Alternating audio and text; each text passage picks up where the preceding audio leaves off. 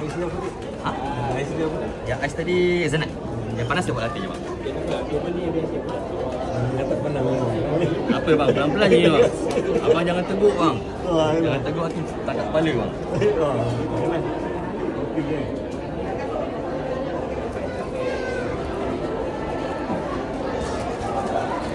Yang mana ni? Puncak Alam. Dekat je bang. Okey bang. Siap. Okey, saya pun nak hazelnut ice Nice. dengan latte panas. Panas. Alright. Right.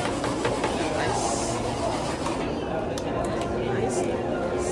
Kita nak ais.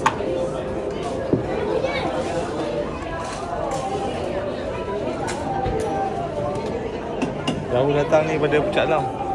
Kau dah biasa bang. Dekat je bang. Okey, betul. 40 minit. Sampai lah Abang dari mana? Puncak Alam. Ah? Puncak Alam. Puncak Alam, siapa? Kami semua lepak kan. Abang kat mana?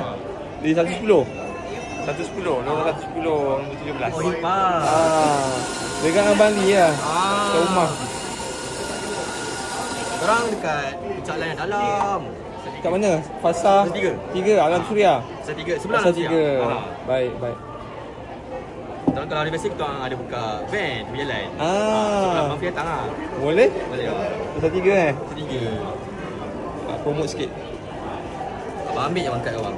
Okey. Kalau abang ada apa-apa nak pakai kopi ke, Boleh kita kau layan, kita layan semua event abang, jangan risau. Baik.